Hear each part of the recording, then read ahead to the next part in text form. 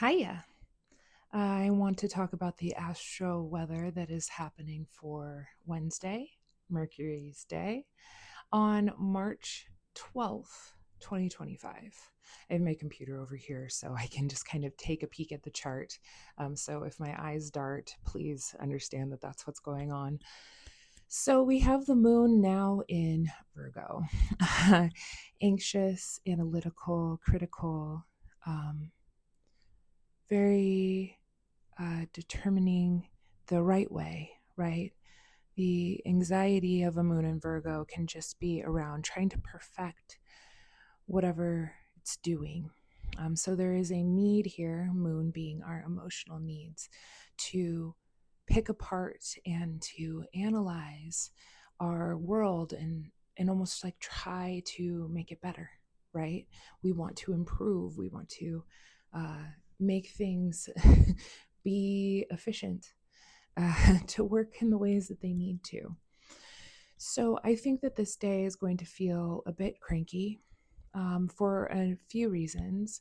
One being earlier in the morning, not super early, but in the morning we have the moon Pluto quincunx.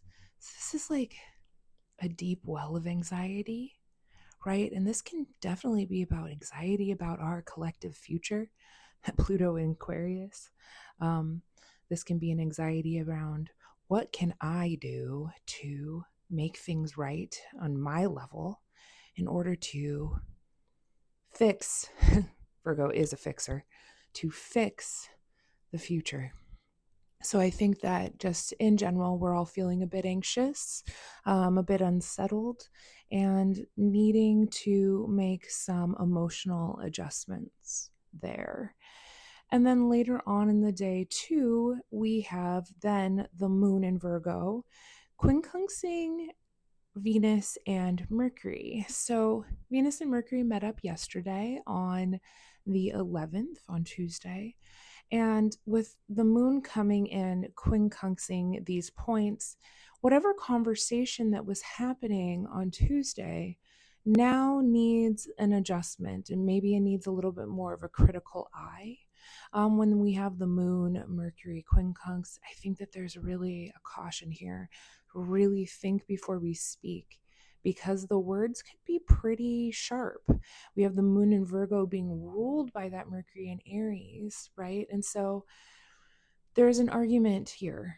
There is a misunderstanding here that can have to do with Martian things. Ultimately, we have all of these things kind of humming in a circuit. We have the moon in Virgo being ruled by the Mercury in Aries, being ruled by the Mars in Cancer out of bounds, which is ruled by that Venus in Virgo. So there's like a lot of and I kind of try to sit into those signs. It's like, I need you to do this because I don't feel comfortable here, right? And you say it so quickly that whoever you may communicate this to feels really attacked and criticized and doesn't feel good about potentially doing those things for you. And so it ends up with like kind of a break. The quincunx can be kind of a sudden break, right?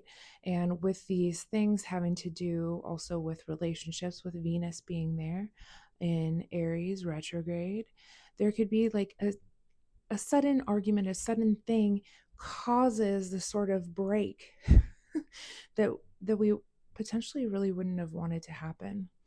I think there's a caution here to really get into our analytical mind and to figure out and separate the wheat from the chaff, right? That's what a Virgo placement is trying to do, needing, emotionally needing to figure out what's right, what's wrong, what's good, what's bad. There's a caution here to get a little bit too, what is it called? Kind of stuck inside of what my mentor calls the paralysis of analysis, right? And with the quincunxes also being this of a Virgoan kind of nature of that first and sixth house, you can't really see each other. So it's like really trying to like mull and figure out and try to make these connections that aren't really quite right. And so it can just end up being a break. So there's a caution here, right? We have to remember that Mars is still out of bounds, going to continue to be out of bounds for a while longer. And so there is maybe a desire to be a little bit more critical than you would normally be, right? With the moon in Virgo informing that Mars in Cancer, around being protective, around protecting your home, your family, motherland. Um, yeah, there's something, there could be something there. We also have the Sun and Saturn making their official conjunction. So now they are in a new phase, a maturation point for the Sun in Pisces to come to as it comes into kind of the last decan of Pisces, the last 10 degrees of the entire zodiac, right? There's a finishing up here, and having come and met with Saturn, the planet of like endings and karma, there's something here that the Sun has learned around, hopefully, the limits of compassion and probably the illusions and delusions that we are holding. There's something here too about spirituality, right? Pisces being a spiritual sign, where maybe there's some sort of refinement that has collectively happened for each one of us during this Pisces season around the nature of our belief and how we fit into everything. And so now we are in a new cycle of becoming, right? Of hopefully understanding how connected we are. I will probably say that a billion more times every time that I am on camera, is that we are being called to understand just how interconnected we all are. And so I'm hoping that with this kind of sobering conjunction, that we are all a little bit more solvent on this understanding so that we can move forward during this Pluto and Aquarius kind of period that allows us to be our own individual, right? This Aries principle, when we go into Aries, this be our own individual inside of a collective, operating with these two things in mind. How do I be the most authentically me as I can possibly be, while operating in a society that needs me? These are things that we can think about. So as the moon is in Virgo today, there can be some analysis around how you want to show up and how you want to improve, right? Trying to improve things is very much a Virgo type of thing, how you can implement better systems in your own life in order to show up better for others, how we can be of better service, and making whatever adjustments that we need to in order to show up for each other.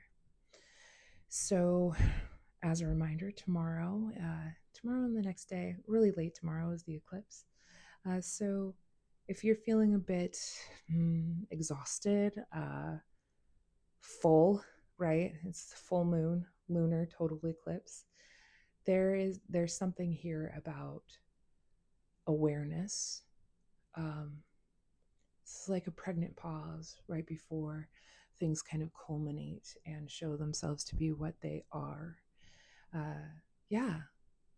So today, try not to think too much, but I think that that's just going to happen regardless, and to take good care of yourself and your health and each other. Okay, take care.